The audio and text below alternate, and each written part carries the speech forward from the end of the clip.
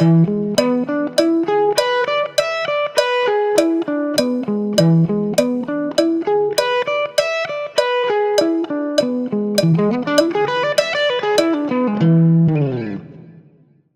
guys, how's it going? I'm Robert Renman from Master Guitar Academy. In this lesson, I'm going to show you how to play an E7 arpeggio up here on the neck.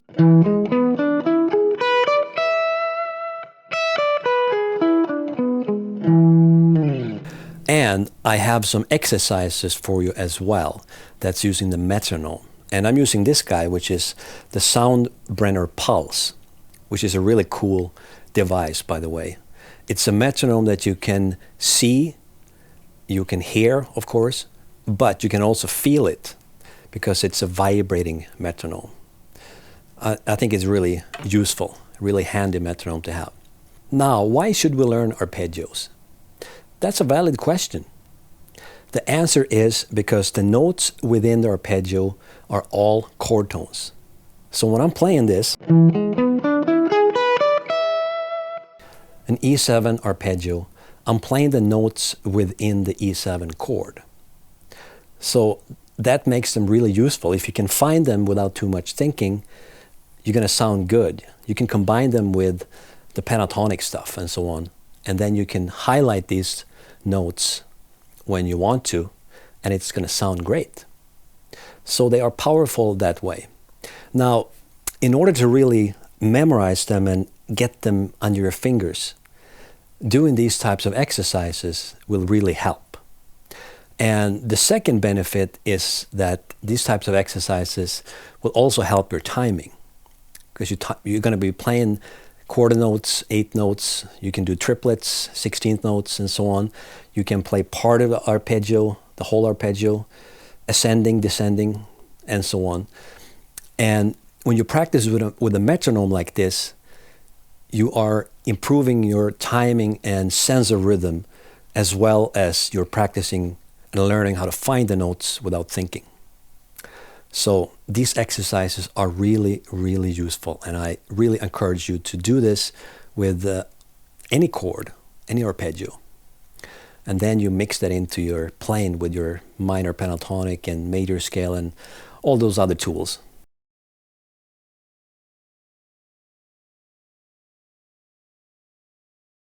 When we play a triad, we're playing the first, the third, and the fifth from the scale.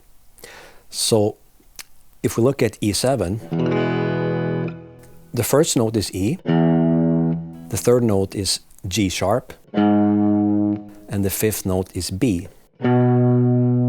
So one more, and we have all the chord tones, all the notes within this arpeggio. And that fourth note is D. So we're playing 1, 3, 5, and 7.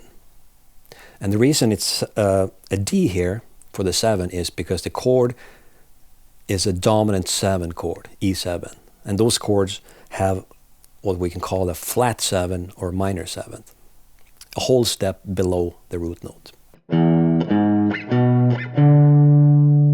Those are the notes for E7.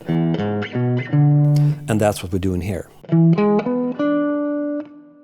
So the first four notes, we play like that, and then we play another four notes that are the same but an octave higher, and that's going to change the fingering. And the last note is just the root note again. So we have 1, 3, 5, 7 twice. That's the first time, and the second. That means that we have E 3 times actually.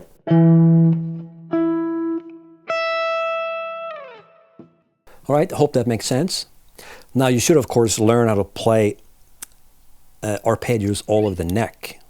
And on my website I have plenty of exercises for how to do that. Also with SoundSlice, which is this interactive tablature technology that makes it really easy to follow along. So that's how that works. Now let's zoom in on the fretboard and let's go through these exercises.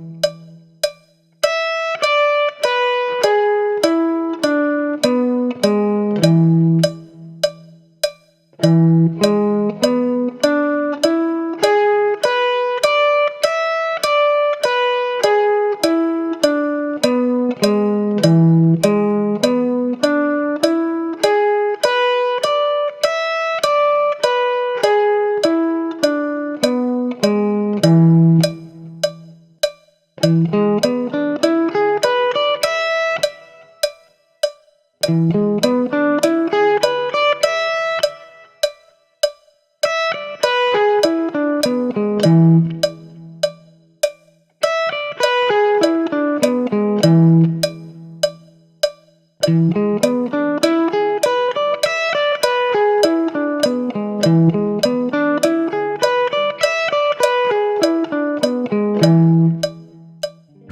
right, thanks for checking out this lesson. If you liked it, give me a thumbs up and add a comment. And of course, make sure that you subscribe. I'm going to do more exercises like this for you, so stay tuned for another arpeggio lesson coming soon. Bye for now.